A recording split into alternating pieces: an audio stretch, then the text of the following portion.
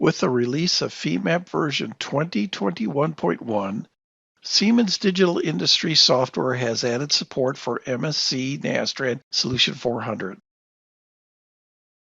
In this video, we will review the steps to create a Femap analysis set to simulate roll forming using MSc's implicit nonlinear analysis.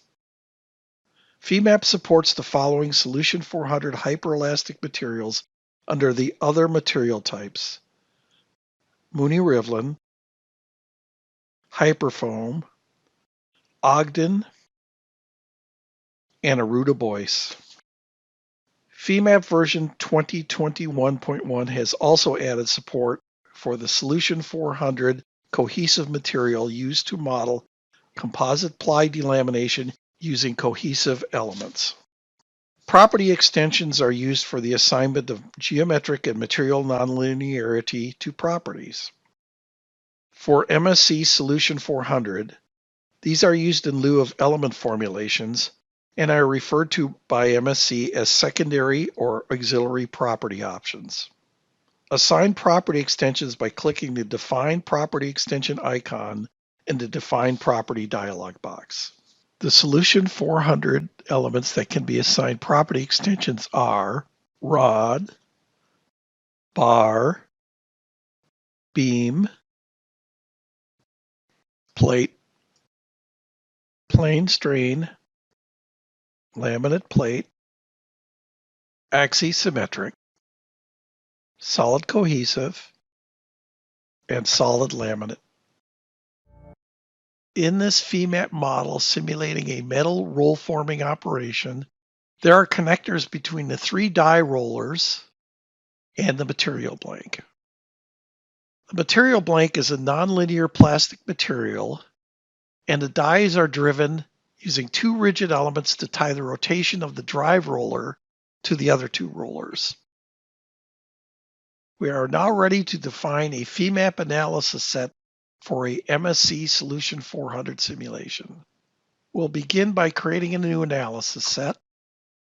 In this case, we'll set the analysis program to MSc Nastran and the analysis type to implicit nonlinear. I could define the location of output and also assign a base name for the model. In this case, I need to use MSc Nastran version 2004 or later. Click my Next button. This opens the bulk data options, and in this case, I need to enable large displacement. I'll close this and expand my analysis set. The first thing I'd like to take a look at is nonlinear behavior. So I select that item, and I want to turn on nonlinear behavior options, and I want to enable nonlinear behavior options. In this case, I need to change my large strain formulation to hyperelasticity and set my assumed strain. I can enable automatic contact parameters, turning that on, and then I can also turn on contact solver options. And this can enable additional contact parameters. I don't need to do that in this case, so I'll close that out. And again, I can also add contact parameters through this object in the analysis tree. At this point, I'm ready to define my loads and constraints in any subcases.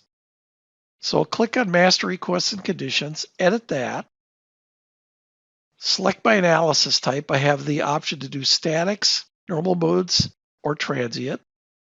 Click the Next button. And because I'm going to use a subcase, I'm going to skip this step. I'm now ready to define a subcase.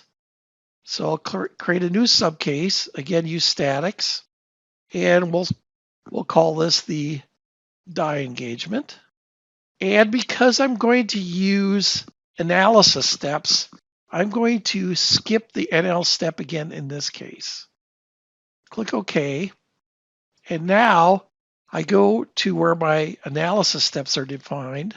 Click New, create a new analysis step. I can create one manually here, or I can use global steps. So I'm going to select global steps. create a new global step and define a new global step through the global analysis step dialog box. Again, you specify the analysis type, you give it a subtitle. So again, I do die engagement, click the next button.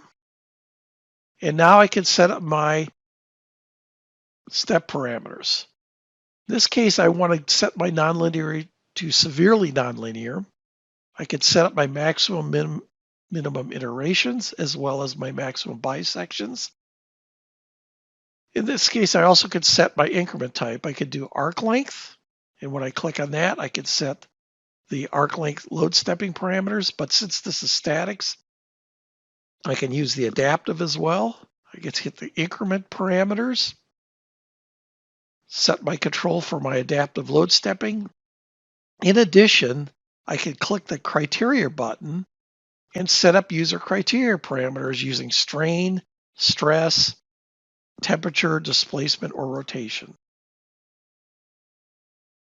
In this case, though, I'm going to use a fixed increment type, and then I can set up my increment parameters. In this case, I'll use the default of 50.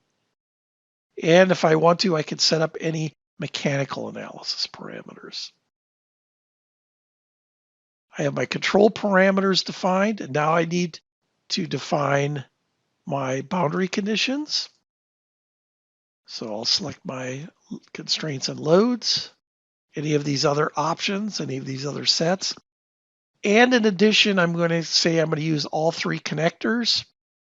If I want to use a subset of connectors, I can define these as groups and select that through a connection group.